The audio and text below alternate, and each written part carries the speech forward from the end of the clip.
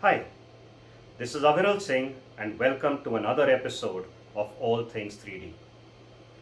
Today, we go back to the 3D printer and we look at how we tune our printer for the amount of plastic that it deposits on the build plate. So when we design our part, we configure what the layer height should be. We configure what the path width should be. So we are basically telling the printer how much plastic we want it to deposit. Now the printer needs to take in exactly that much plastic. So how does the filament come into the printer? Let's go back and see that. The extruder pushes the filament into the hot end. So the amount of plastic will be decided by the diameter of the filament and how much the extruder is putting into this. So if you look at a filament, it is supposed to be exactly 1.75 millimeter diameter. Now, good filament may be there or close. Filament which is not that good may not be that close. But at least what we'll do is we'll figure out how we can, at least if the diameter is consistent, we can tune our printer to work well. So the first thing we'll look at is what length of filament is being pushed into the printer. So let's look at that setting. So here we are looking at the screen of the printer.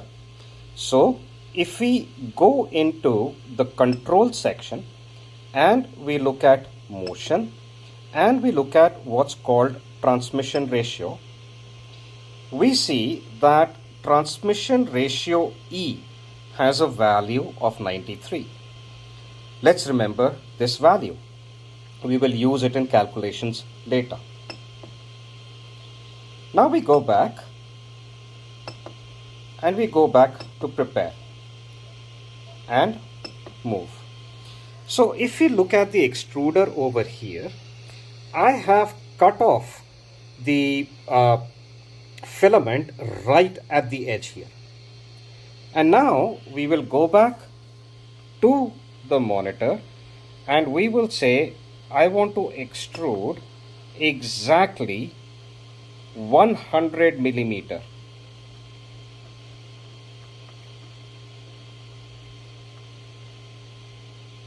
Of filament. So let's extrude 100 millimeter of filament. As you can see, the printer has started extruding the filament. Once it is done, we will look at what to do next. Now as you can see, it is done extruding. So let us cut it off right at the edge and then measure how much is actually extruded.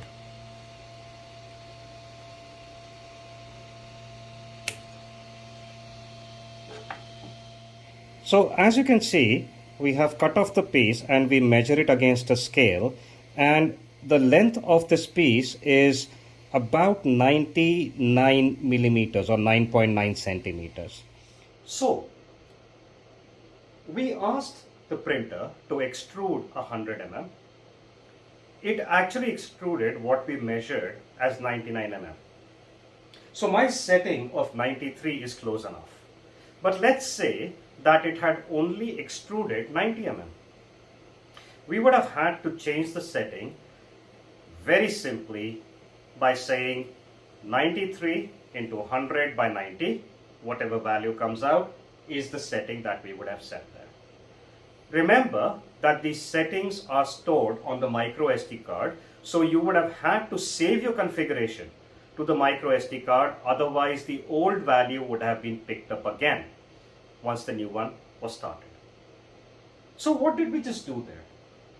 What we said was the printer knows at what rate to move the extruder to send 100 mm of filament into the machine based on that value.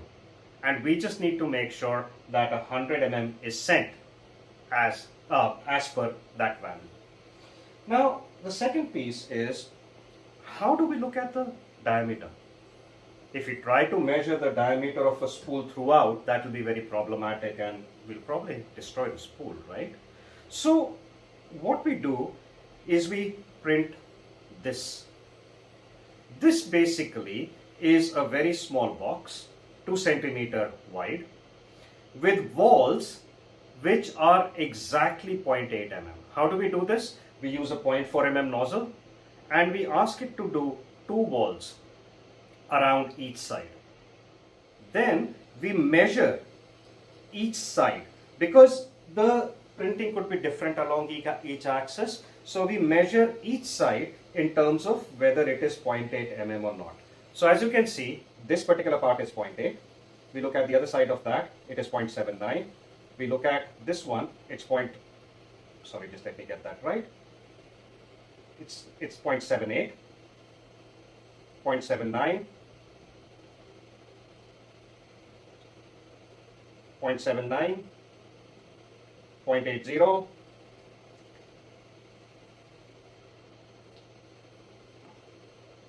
0.82. Well, you get the idea. We make 8 of these measurements around, take the average measurement and calculate what's called the flow rate based on the ratio of 0.8 to the average reading that we got. Now I have configured this so I get pretty close reading on that, but the flow rate is actually configured in the slicing software. So you can go check what your flow rate is. When you designed this, after you printed it, you look at the values and then you calculate your new flow rate. Remember, whenever you're slicing, you need to then update the flow rate. The flow rate then makes sure that we are sending the right amount of plastic from a thickness perspective because the length is now fixed by the extruder steps. So how often do you need to do this? Well, the extruder is something we don't change very often. So if you're changing the extruder or changing a gear on the extruder or anything like that is when you need to look at setting the extruder setting. But the flow setting is something that we should do with each roll of filament that we get because it could just be slightly different than that other roll even if it's from the same manufacturer.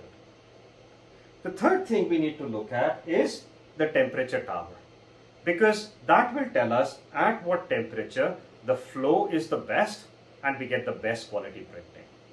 Now the temperature tower again should be done on every roll of filament that we get. So we saw today that there are 3 settings that we should use to tune our printer from a filament perspective. That is the extruder transmission ratio, which is done in the settings on the printer and needs to be saved on the micro SD card.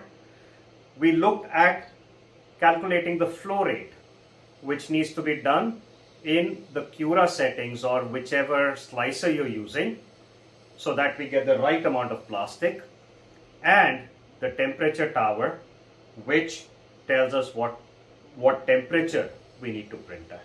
The temperature is also set in the slicing software but can also be adjusted while printing. So hope you found this useful. Happy printing. Thank you, and I'll see you again in the next video.